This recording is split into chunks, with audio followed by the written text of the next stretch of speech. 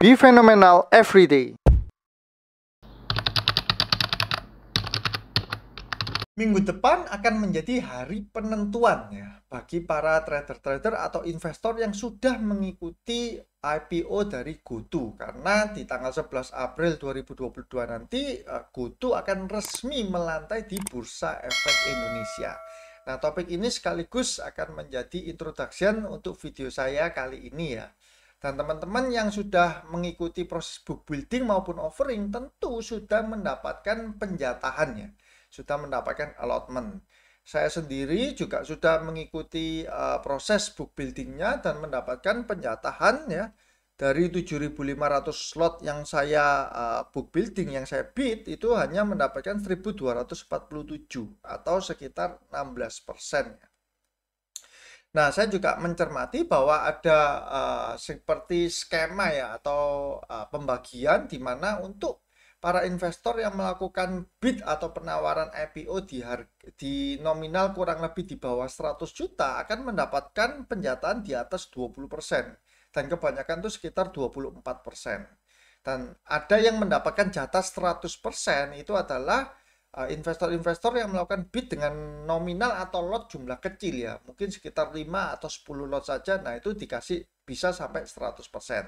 Nah, angka-angka ini tentu tidak mutlak ya, mungkin tergantung juga. Mungkin ada teman, loh aku dapatnya 8%, 26%. Nah, itu mungkin ada perbedaan seperti itu. Tapi secara overall saya melihatnya angkanya kurang lebih di 16%, di atas 20%, dan 100% untuk yang lot kecil. Nah, apa yang harus kita cermati ya dari IPO GoTo kali ini, itu adalah ada investor yang mendapatkan jatah fixed allotment-nya. Nah, fixed allotment ini menjadikan mereka itu mendapatkan jatah 100%. Jadi kalau mereka dapat penawaran ini 110 juta totalnya, nanti kamu dapat fixed allotment. Ketika mereka terima tawaran tersebut, maka mereka akan mendapatkan jatah benar-benar 100% ya dari 110 juta. Seperti itu. Nah, saya menemukan banyak sekali juga investor-investor yang mendapatkan penawaran seperti ini dan mereka mengambil semua. Ini yang bisa membebani untuk GoTo hingga susah arah di hari pertama ya. Jadi kalau teman-teman berharap GoTo akan arah di hari pertama seperti Bukalapak ya. Dulu waktu pertama kali IPO kan dia Bukalapak sempat arah 2 hari ya. Hari pertama dan hari kedua arah, tapi closingnya kan dia ambles ya. Jelungup waktu closingnya si Bukalapak itu yang di hari kedua. Nah, GoTo ini mungkin itu akan bernasib tidak seperti Bukalapak ya, yang bisa hit sampai arah. Kalau itu benar-benar terjadi ya puji Tuhan ya, itu namanya mujizat berarti. Karena perbedaan animo ya, di mana saat Bukalapak itu market itu benar-benar hype dan euforia tentang si Bukalapak ini. Sedangkan ketika GoTo IPO ini ada pihak-pihak yang juga trauma ya dengan IPO saham teknologi, trauma dengan Bukalapak, sehingga nggak banyak juga yang nggak ikut IPO dari GoTo itu. Nah, market dan juga GoTo ini juga mempunyai korelasi yang cukup besar ya. Kenapa? Karena GoTo ini mempunyai market cap itu cukup besar, yaitu 400 triliun. Jadi pergerakan dari GoTo ini akan sangat mempengaruhi pergerakan dari indeks sendiri ya.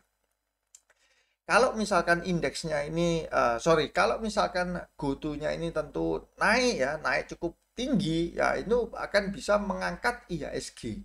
Tapi kalau misalkan di hari pertama nanti, Senin, misalnya GoTo-nya itu di closing merah ya, terus IHSG-nya juga ikut merah, itu akan menjadi pertanda yang sangat bahaya. Kenapa? Karena IHSG sekarang yang ada di level 7.200-an ini terkerek karena ada event IPO GoTo ini. Nah, kalau IPO GoTo-nya ternyata itu merah ya, tidak sukses, tentu IHSG-nya ini akan terkoreksi, bisa terkoreksi cukup dalam ya. Nah, itu dari pengamatan saya. Dan yang teman-teman juga harus ketahui adalah dari volume transaksinya. Karena kita tahu kan dana IPO-nya kan sekitar 13 triliun ya yang dirilis untuk publik. Katakanlah misal untuk para pemegang fixed allotment. Fixed allotment ini kan memegang cukup banyak ya. Karena mereka mendapat jatah 100%.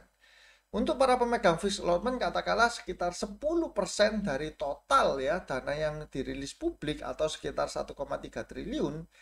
Nah, teman-teman bisa memperhatikan volume transaksi di hari Senin. Ketika volumenya, saya yakin volume transaksi di GoTo ini hari Senin nanti akan sangat besar ya.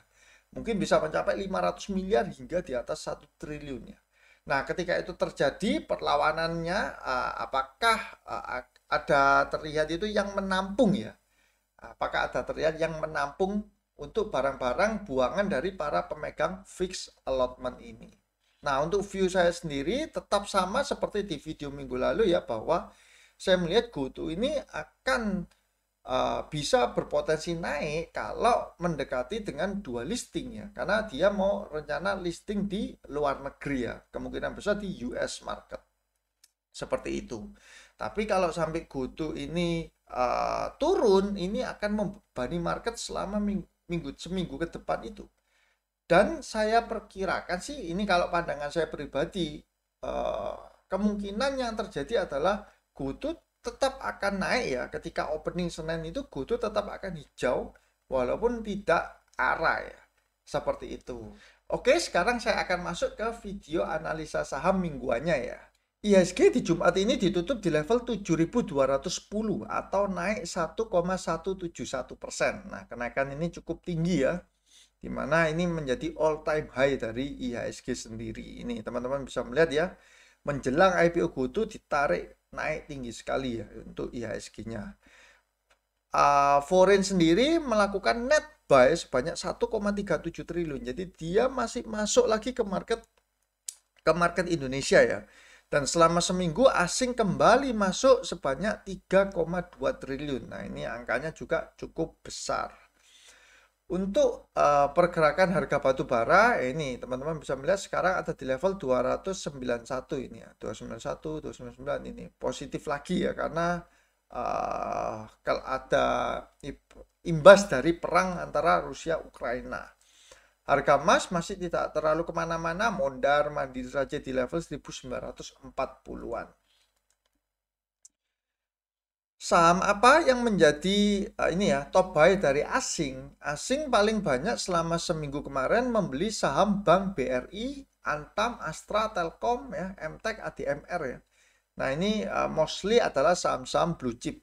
Cuman kalau kita lihat nominalnya sudah cukup merata, tidak ada terlalu yang mencolok ya. Jadi ini 490 miliar, 370, 330, 331.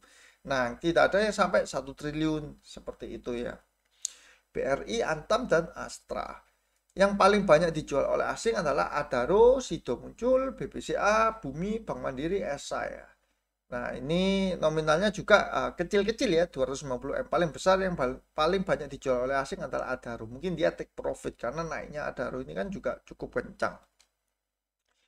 Yang masuk ke metode BNF untuk minggu ini adalah saham-sahamnya ya. Fuji, Kajen, PTTU, Petislis, SUPR, TNCA, TRJ, SBMA. Dan mungkin dari sini semua yang bisa saya masukkan ke watchlist adalah si TNCA. Nah, ini teman-teman, saya kasih lihat chartnya bentar ya. TNCA ini mengalami penurunan yang signifikan ya. Nah, ini seperti tangga ya. ARB terus ya. Dan dia sebelumnya itu ada di ini ya, untuk level supportnya ada di 650. Kurang lebih di sekitar 650.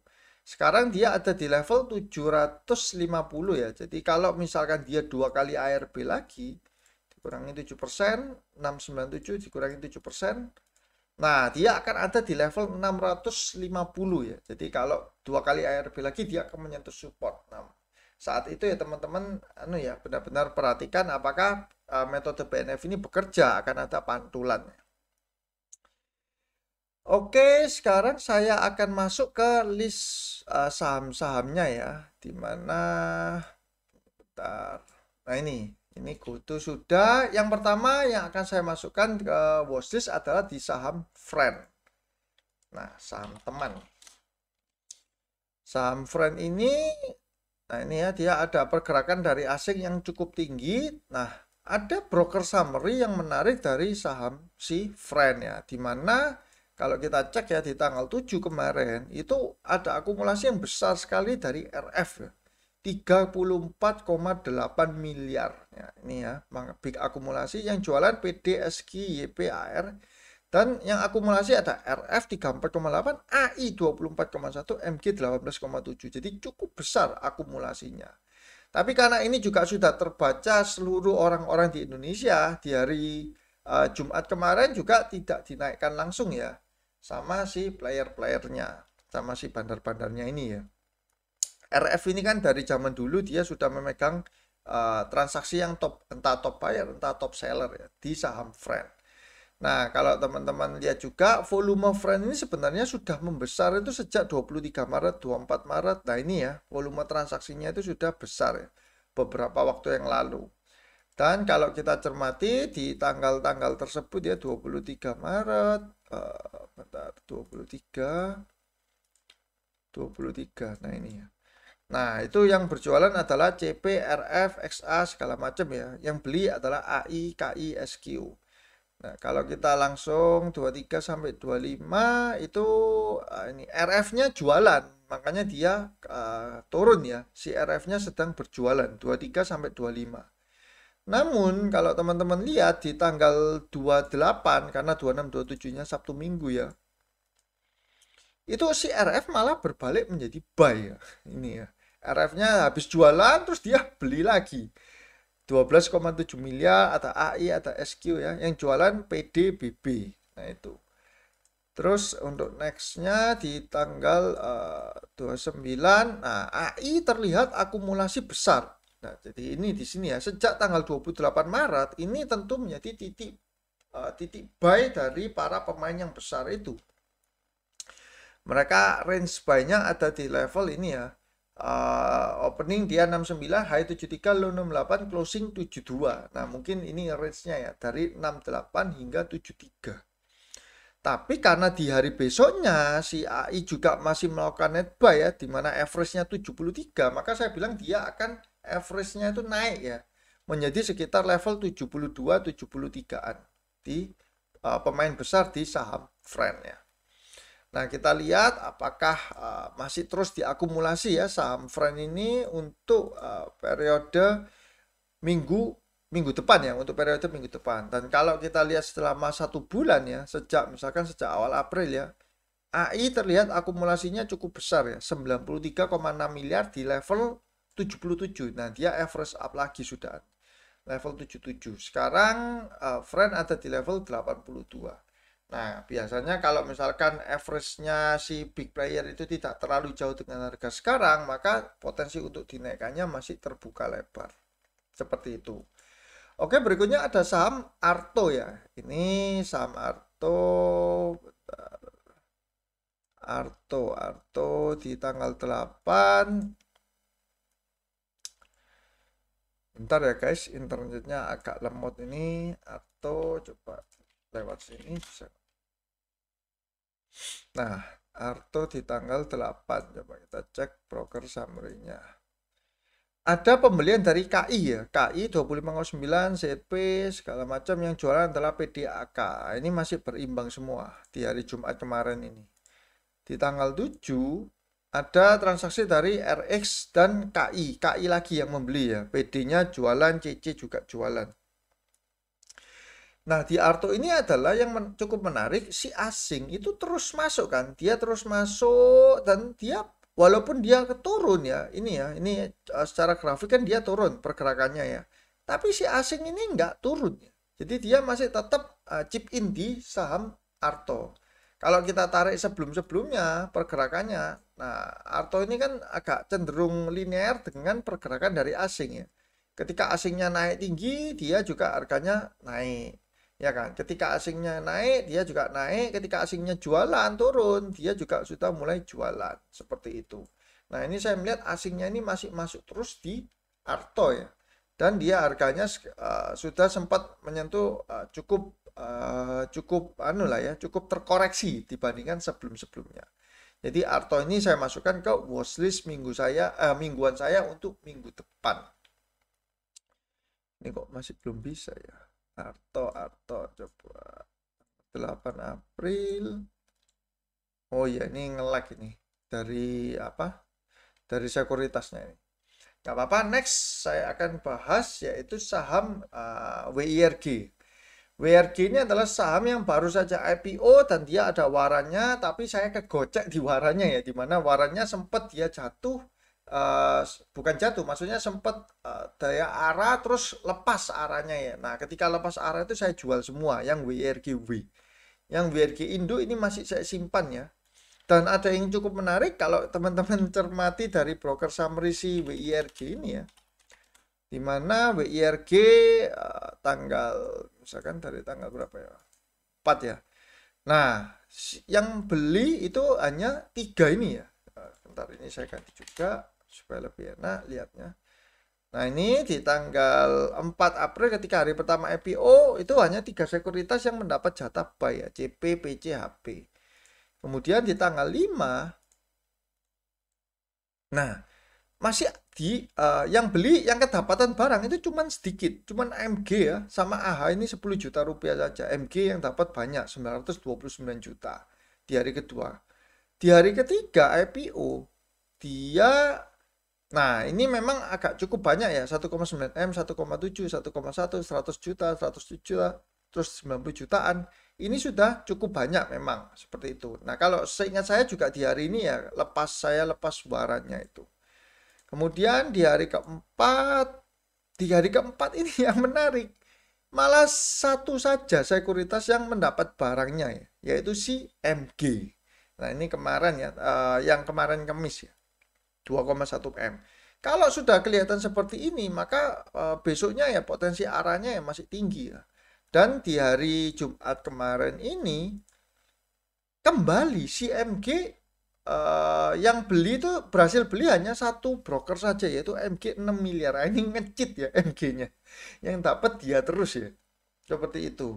Nah, kalau seperti ini ya nanti besok kita lihat ya Senin tanggal 11 apakah broker summary, apakah arah dan broker summary seperti ini. Kalau ini terus-menerus seperti ini artinya barang yang dijual oleh ini ya berbagai orang ini tertampung hanya di satu orang. Nah, ini sudah, kalau seperti ini ya potensi dia untuk naik terus itu sangat terbuka lebar. Jadi WIRG ini kalau saya bisa bilang ya, selama volume transaksinya tidak tiba-tiba jumbo itu seperti apa? Seperti SIKO, saya ingin tunjukkan. Nah, SIKO ini kan hari pertama langsung volume transaksinya 135 M. Artinya sudah banyak yang jual dan ibaratnya yang nampung juga banyak juga gitu loh, sehingga transaksinya bisa besar jumbo. Kalau WRG ini kan enggak ya, transaksinya pun sampai si hari Jumat kemarin hanya 7 miliar. Ya, kalau mulai waspada kalau volume transaksinya itu besar, misalkan tiba-tiba 40 M, 50 M. Nah, itu teman-teman baru mulai waspada. Oke, berikutnya akan saya bahas saham-saham yang ini ya. Ada SDMU, PPRO, Pola, Fire. Nah, ini ada kesamaan dari 4 saham ini ya, yaitu sama-sama sahamnya Asabri. Nah, kalau kemarin itu saya cermati, si Pola ini kan pemegang sahamnya ada Asabri. Bentar ya. Pola. Potnya lagi soalnya lagi error. Nah, tiba-tiba ada pergerakan saham ya, di pergerakan harga di tanggal ini ya, awal bulan kemarin. Nah, ini tiba-tiba dia naik. Padahal Pola ini secara perusahaan juga maksudnya kurang begitu bagus ya kondisinya saat ini. Terus di hari Jumat itu si SDMU yang juga di mana ada Asabrinya dia malah naik sampai mentok ya arah ya. Nah, karena itu saya mulai memasukkan ke watchlist saham-saham yang ada Asabri di dalamnya. Apa saja ya, ada SDMU, ada PPRO, ada Pola, ada Fire ya. Nah, ini adalah saham-saham, ada juga satu lagi yaitu NIKL. Nah, ini saham-saham yang juga saya masukkan ke watchlist karena saya lihat loh kok dua sahamnya dari Jiwasraya ini sudah mulai dalam tanda kutip dimainkan. Seperti itu. Terus ada saham HIL yang akan saya bahas juga. HIL ini closingnya di 1.300. Ini HIL ya. Dan ada berita tentang HIL itu yaitu Astra ya. Ini Astra International dengan kode ASI serap private placement media loka Hermina atau HIL 45 miliar ya. Dan yang menarik ya 45 miliar ini untuk 30 juta lembar saham. Artinya satu lembar saham si Astra itu mau bersedia sebagai pembeli saham itu di harga 1.500 ya. Dan HIL sendiri mana HIL? Nah ini HIL sendiri itu harganya sekarang masih 1.300. Jadi masih di bawah harga pembelian Astra ya. Seperti itu. Makanya ini saya lihat juga cukup menarik untuk watchlist ke minggu depan. Walaupun sebenarnya minggu depan tuh fokus saya akan lebih banyak ke GoTo dan emiten-emiten penyertanya ya. Seperti itu. Nah, kalau kita lihat juga untuk HIL sendiri, mana HIL misalkan selama 1 bulan kemarin dia PD beli 26, YP 15,5, BB minus 36 ya. Ini ada distribusi kecil. Kemudian kalau kita lihat selama di Maret, di bulan Maret ada akumulasi yang cukup besar dari PEDA. Ini kalau PD sudah beli 148 miliar, ini sudah kita patut tanda tanya. Ini PD beneran atau PD-PD-an ya. Seperti ini ya. Karena jarang sekali retail bisa kompak bersatu padu beli satu saham ya. Sehingga net buy-nya keluarnya angkanya sekian. Februari. Nah, untuk yang bulan sebelumnya juga PD ya, 57 miliar. Yang jualan sedikit-sedikit ya, 14M, 13M. Jadi terlihat sangat akumulasinya di bulan Februari. Coba saya cari yang Januari ya. Yang Januari juga ada akumulasi yaitu di ini ya, ada kaset, ZP, GW, PD ya. Oh, berarti PD ini masuk terus. Kalau saya tarik dari Januari sampai April, seberapa dia masuk? Wah, ini. Kalau kita tarik dari 1 Januari ya hingga tanggal 8 April, maka PD terlihat sangat akumulasi ya. Ini 265 miliar. Nah, ini tentu saya nggak yakin ini benar-benar PD retail ya. Kemungkinan besar ya PD-nya si bandar yang dipakai sekuritasnya. 265 miliar di by average 1135. Jadi si PD ini sudah punya barang cukup banyak ya di saham HIL ini. Mungkin ya mereka sudah tahu duluan lah ya tentang berita Astra beli di 1.500 sehingga mereka berani kolek saham HIL yang notabene apa ya, maksudnya bukan jadi saham-saham yang populer ya, sebanyak mereka berani kolek sampai 260 miliar. Oke, dan terakhir yang akan saya bahas adalah si Dewa ya, dimana Dewa ini terakhir di level 65 ya, mengalami kenaikan sesudah dia bilang mau right issue 1,1 triliun. Nah ini si Dewa kan mau right issue 1,1 triliun dengan harga 50 ya, dengan harga 50. Nah karena itu si Dewa sahamnya itu langsung naik. Nah, untuk saham Dewa sendiri itu ada beberapa transaksi nego ya. Nah, sebelum-sebelumnya itu sudah ada transaksi nego. Nah, ini ya, di bulan misalkan di 1 Januari hingga akhir Januari.